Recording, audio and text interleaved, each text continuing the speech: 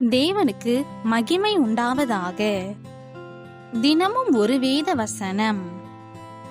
1 Samuel 18ஆம் அதிகாரம் 14ஆம் வசனம். தாவீது தன் செய்கைகளில் எல்லாம் புத்திமானாய் நடந்தான்.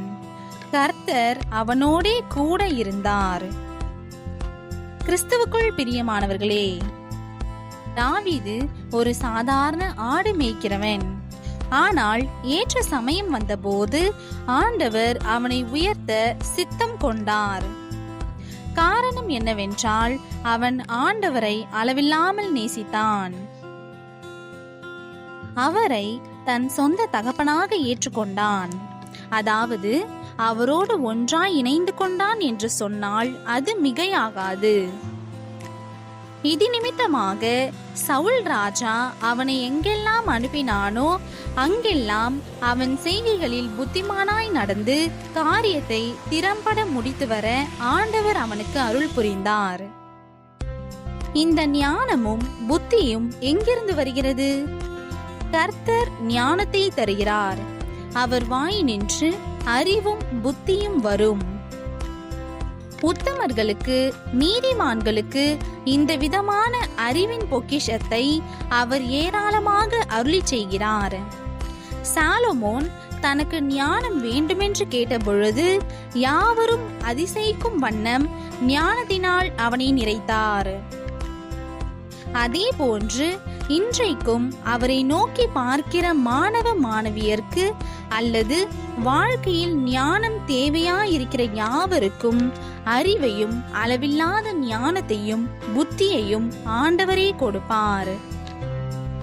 ஒரு மாணவன் தன் சுய முயற்சியில் எவ்வளவோ கஷ்டப்பட்டு இரவும் பகலும் பாடங்களை படித்து நிறைய மதிப்பெண்கள் வாங்க பிரயத்தனம் பண்ணினான். ஆனால் ஞாபக சக்தி குறைவினால் அவன் படிப்பதெல்லாம் அப்படியே மறந்து விடுவான்.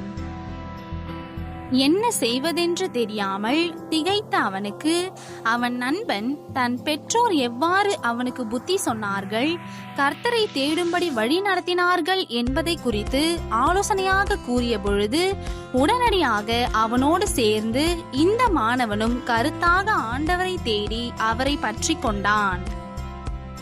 என்ன ஆச்சரியம்! கர்த்தர் தம்முடைய வார்த்தையின்படியே அவன் வாழ்வில் ஞானத்தையும் ஞாபக சக்தியையும் அறிவையும் ஆச்சரியமான முறையிலே அதிகரிக்க செய்தார். படிப்பில் அவனுடைய ரேங்க் நிலைமை மிகவும் முன்னேறியது. அவனை எப்பொழுதும் கடிந்து கொண்ட ஆசிரியர்கள் அவனை குறித்து பெருமையாய் பேசும்படி நிறைய மதிப்பெண்கள் வாங்க ஆண்டவரே அவனை வழிநடத்தினார். ஆம் பிரியமானவர்களே, உங்கள் வாழ்க்கையிலும் என்னென்ன விதங்களிலே ஞானம், அறிவு இவைகளை விரும்பி நாடி தேடுகிறீர்களோ அதையெல்லாம் கர்த்தர் உங்களுக்கு கொடுத்து உங்களை நீதிமான்களாக வழி நடத்துவார். குடும்ப வாழ்விலும் பணிபுரியும் இடங்களிலும் தாவீதை போல் புத்திமான்களாய் நடக்க தெய்வீக கிருபையை, ஞானத்தை நிறைவாய் அருளுவார். இன்றைய நாளுக்கான ஜெபம். அன்பு தெய்வமே, உம்மிடத்தில் இருக்கும் இந்த பொக்கிஷங்களை எல்லாம் எனக்கும் இன்று முதல் நிறைவாய் தாரும். என்னுடைய சுய ஞானம், அறிவு, புத்தி யாவும் வெறுமையானது என்பதை உணர்ந்து உம்முடைய பாதத்தில் என்னை பணிவாய் சமர்ப்பிக்கிறேன். என்னையும் ஆசீர்வதித்து வழி நடத்தும். இயேசுவின் நாமத்தில் பிதாவே, ஆமேன்.